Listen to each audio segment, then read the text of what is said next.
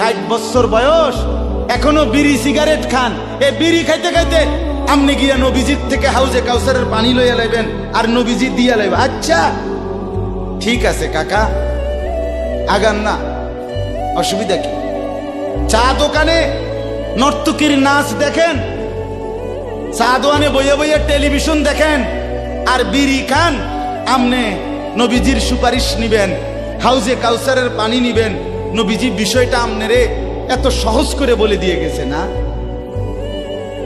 কথা বলেন না কেন? নবীজি এ কথা বলছে, উম্মত চুরি ডাকাতি জিনা ব্যভিচার মদ জুয়া নাচ গান টেলিভিশন নাটক সিনেমা বিড়ি সিগারেট তুমি সব করতে থাকো, তোমার যেটা মনে করে এটা করো। হাসরের ময়দানে শুধু আমার দ্বারে আইও, আমি বেহেশতে পাঠাই দিমু। এটাই তো সুপারিশ না?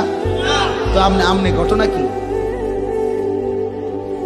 কাহিনীটা কি তাই?